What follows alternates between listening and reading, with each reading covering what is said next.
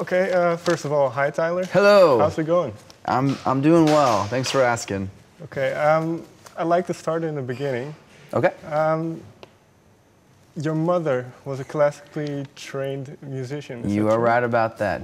Did you have a lot of records playing around the house when you were growing up? My mom listened to a lot of Michael Jackson, and she just listened to the radio. And so I was always like, Mom, what is that? And she's like, oh, that's Michael Jackson's Thriller, son. And I was like, oh, cool. And then she'd always play classical music. And I'd wake up and I'd hear music throughout the house. And it was really special, so. Were there certain bands or songs in particular that stuck out for you? There's a song called Name. It was by a band called the Goo Goo Dolls. And she showed me that. She was like, this is a story about a guy who lost the love of his life and she moved to LA. And you need to listen to the lyrics. And I listened to it and I was like, so moved by it. I was like, I love this song. So that was when I was really young. And I love that song still. Did you ever try to cover it? I did. I did a cover of it with my mom. Is it online? It's online, yeah. Okay. You can check it out. Yeah, what was it about this music in particular that the lyrics interested you? What was it in particular? I really loved the story behind the lyrics. I love the guy's voice. Johnny Resnick is the singer of the Goo Goo Dolls. And I just love the way it made me feel. It was like one of the first times where I was like, I'm going to listen to this song over and over and over and over again. And I just fell in love with music at that point. So. Was it then that the idea was instilled in you to make music yourself? Not yet. It was probably like 3 years later. I was in 8th grade. 4 years later, maybe I was in 8th grade. And my mom was like, you have to play bass guitar at our church. And I was like, what? So I played it. I picked it up and I learned it. And that's when I started playing music. And after that, I was like, I really love this. I love playing with a band. I love creating parts. And then I picked up the guitar after that. And I loved playing guitar and learned my first couple chords. And I was like, whoa, this is crazy. All the guys you see on TV, the famous people play guitar. And now I'm playing it. This is crazy. And I remember a guy telling me, he said, in about 6 months, you'll be able to play in a band.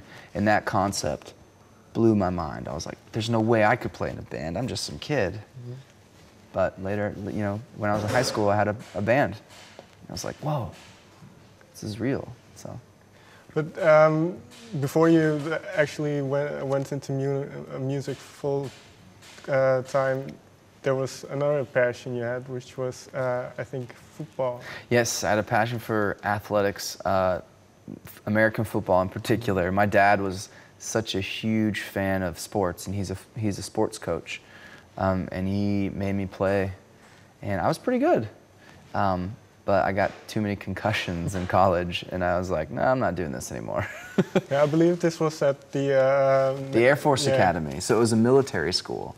And I think about this time you said that you didn't quite fit in, might not be the right description. I didn't fit in because every weekend I was always staying home in my dorm because I was smiling and laughing too much. They made me clean the toilets and scrub the floors while all of my friends got to go out and see their families and do that whole thing. So was it a form of punishment? It was a form of punishment. They made you stay in and clean. And I was like, this is terrible. Well, could you give me an example of why they keep you? Okay, so at one point we were doing push-ups. No, I'm sorry. We were all standing at attention. And then the drill instructor came over, and I couldn't help but smile and laugh because, I don't know, it was just funny. I was here standing at attention with a bunch of people. He's, what's funny, Ward? And I said, nothing. And the moment where you can't laugh, you end up laughing more. Mm-hmm. And he made the rest of my squad do push-ups while I stood at attention. And we did push-ups. They did push-ups while I stood there for 3 hours. That was crazy. And then they made me stay home for about 3 weekends. Didn't like that. So did you, when you quit, did you finish a degree there? Or I didn't finish a degree. I did finish a semester. But I felt like, you know, I went through basic training and I did a semester worth of work, and then I was like, okay, that's enough. Mm-hmm. So. And then I believe you went to Northern Colorado Yeah, University. good memory. Yeah, University of Northern Colorado. I played football there for a year, and that was, then I got too many concussions, really. Then I stopped, and then I started really doing music, and then I got the chance to open for the Fray, and the Jonas Brothers, and I was like, this is crazy. Around what time in this timeline, so to say, were you starting to write your own songs? I was always writing my own songs. I think I wrote my first song in high school, actually, about a girl. Most of my songs are about relationships, and I wrote this song called Cheese Ball, and it was about a guy who called me a cheese ball because I was sneaking in on my girlfriend. She was out with her friend, getting ice cream with her friend, who's a guy, and I like went there and I was like peeking in. He's like, "Oh, there's Tyler. He's a cheese ball." So I wrote a song about it. But yeah, I wrote that in high school. But I didn't ever release that stuff because I was too scared. Do you still have recordings of it? Mm-hmm. Will you ever? No way. Well, when you look back at those songs compared to where you are now, what do you think you've learned? A lot. I've learned a whole lot about, especially production and producing music and what sounds good and what doesn't. But I feel like I always had a knack for creating a melody that was catchy. So I look back and I'm like, oh, that could have been good if you did this. But at the time, I didn't know any better. So. And around what time was it in college that you started uploading on YouTube? Yes, it was in college when I started uploading on YouTube. Actually, it was right around the beginning of college, 2008. And I just did it so I could let friends and family know that I could sing. Was there any ambition behind it further than just sharing it with your friends? That didn't happen. No, I mean, I just wanted to share with my friends and family, and then people started seeing it and becoming fans, and I was like, whoa, this is crazy.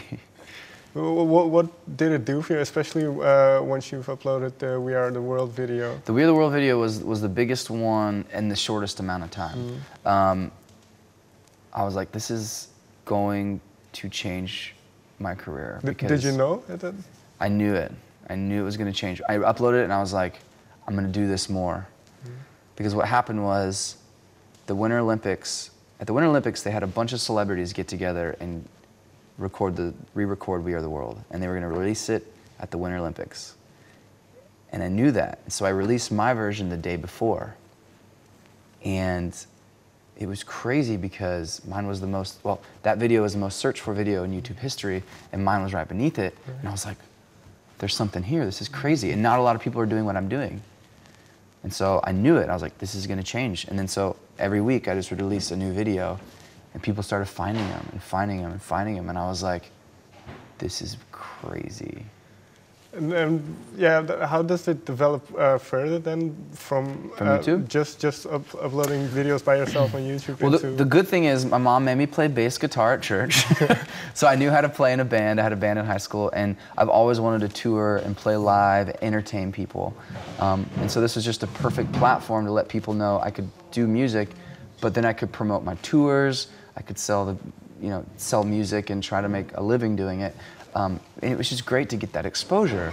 And I was like, and then we played our first tour 3 years ago, and people were coming and were selling out shows, and it was just like, it's amazing. It was amazing.